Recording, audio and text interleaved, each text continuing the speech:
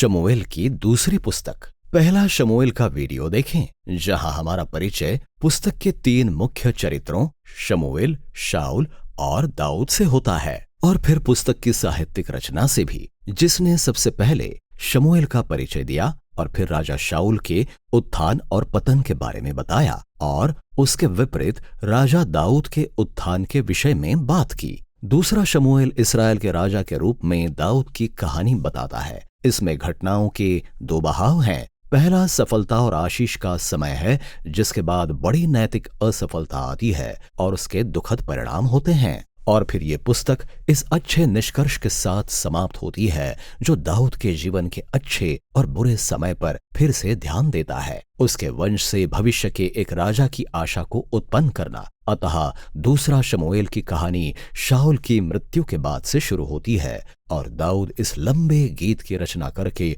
सभी को आश्चर्यचकित कर देता है, जहां वो उस व्यक्ति की मृत्यु पर विलाप करता है जिसने उसकी हत्या करने की कोशिश की थी। एक बार फिर लेखक दाऊद की नम्रता और करुणा को प्रस्तुत करता है। वो एक ऐसा मनुष्य है जो अपने दुश्मनों की मृत्यु पर भी दुखी होता है। इसके बाद दाऊद सफलता और परमेश्वर की आशीष के समय का अनुभव करता है।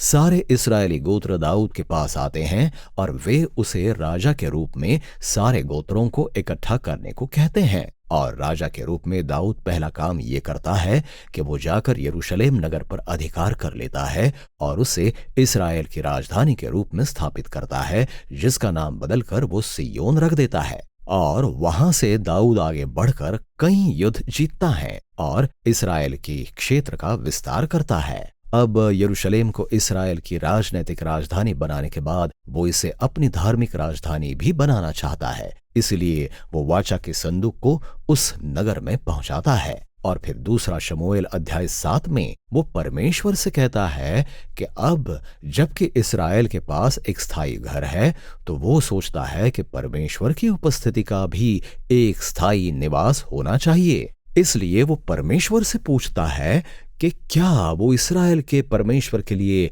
एक मंदिर बना सकता है। परंतु परमेश्वर दाऊद से ये कहता है, मेरे लिए इतना सब सोचने के लिए धन्यवाद, परंतु वास्तव में मैं तेरे लिए एक घर अर्थात एक राजवंश को खड़ा करने जा रहा हूं। अब दूसरा शमूएल अध्याय 7 पूरी बाइबल की कहानी को समझने के लिए एक मुख्य अध्याय है, क्योंकि परमेश्वर यहाँ दाऊद से एक प्रतिज्ञा करता है कि उसके राजवंश से भविष्य का एक राजा आएगा, जो पृथ्वी पर परमेश्वर का मंदिर बनाएगा और एक अनंत राज्य की स्थापना करेगा। और दाऊद से मसीह के संबंध में की गई इसी प्रतिज्ञा का वर्णन भजन संहिता में और भविष्यवक्ताओं की पुस्तकों में और अधिक गहराई से किया गया है। और यही वो राजा है जो अब्राहम से की गई परमेश्वर की प्रतिज्ञा से जुड़ता है। भविष्य का मसीहा से जुड़ा राज्य इस बारे में होगा कि कैसे परमेश्वर सब जातियों को अपनी आशीष प्रदान करेगा। और तभी इस ईश्वरीय आशीष के बीचों बीच कुछ बहुत बुरा हो जाता है। दाऊद एक घातक गलती कर बैठता है। उसके लिए घातक नहीं, बल्कि उरिय्याह नामक एक व्यक्ति के लिए, जो दाऊद का एक होनहार सैनिक था। दाऊद अपनी छत से उरिय्याह की पत्नी बतशेबा को नहाते हुए देख लेता है। दाऊद उसे बुलाता है और उसके साथ सोता है, जिससे वो गर्भवती हो जाती है। और फिर वो उरिय्याह की हत्या करवाकर और उसके बाद बतशेबा से विवाह करके पूरी घटना को छिपाने की कोशिश करता है। ये बहुत ही अधिक बुरा है।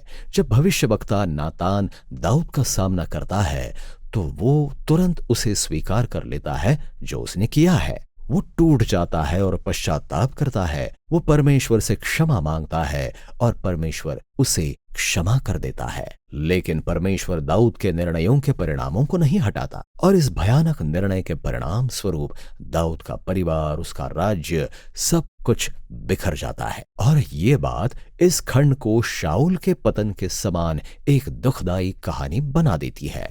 फिर दाऊद के पुत्र उसी की गलतियों को दोहराते हैं, लेकिन और भी अधिक भयानक रूपों में। अम्नोन अपनी बहन तामार का यौन शोषण करता है और तब उनके भाई अबशालोम को इसके बारे में पता चलता है और वो अम्नोन की हत्या करवा देता है। इसके बाद अबशालोम जाकर अपने पिता दाऊद को सत्ता से हटाने का षड्यंत्र रचता है और बड़े स्तर पर विद्रोह शुरू कर देता है और इस प्रकार दाऊद दूसरी बार अपने घर से भागने और जंगल में जाकर छिपने को मजबूर हो जाता है। फर्क बस इतना है कि इस बार वो निर्दोष नहीं है। ये विद्रोह तब समाप्त होता है जब दाऊद के बेटे की हत्या कर दी जाती है। इससे दाऊद टूट जाता है और एक बार फिर वो ऐसे व्यक्ति की मृत्यु पर विलाप करता है जिसने उसे मार डालने की कोशिश की थी।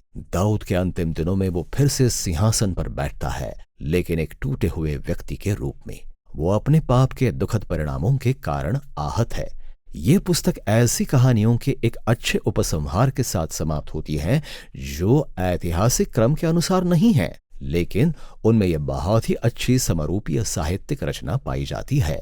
बाहर की दो कहानियां दाऊद के आरंभिक शासनकाल से हैं और वे शाऊल की असफलताओं और फिर दाऊद की असफलताओं की तुलना करती हैं और इस बात की भी कि कैसे दोनों अपने बुरे फैसलों के कारण अन्य लोगों को चोट पहुंचाते हैं। इसके बाद भीतर की दो कहानियां दाऊद और उसके शक्तिशाली योद्धाओं के बारे में हैं जो पलिश्तियों से लड़ने गए थे और दिलचस्प बात यह है कि इन दोनों खंडों में युद्ध में दाऊद की कमजोरी की कहानी पाई जाती है। इस प्रकार अध्याय 1 से 9 के विजयी दाऊद के विपरीत यहाँ हम एक कमजोर दाऊद को देखते हैं जो मदद के लिए दूसरों पर निर्भर है। उपसंहार के केंद्र में दो गीत हैं जो संस्मरण का कार्य करते हैं और दाऊद उनमें अपने जीवन पर फिर से विचार करता है और वो उन समयों को याद करता है जब परमेश्वर ने अनुग्रह करके उसे खतरे से बचाया था और वो इन्हें ऐसे क्षणों के रूप में देखता है जहां परमेश्वर उसके और उसके परिवार के लिए अपनी वाचाई प्रतिज्ञा के प्रति विश्वास योग्य है।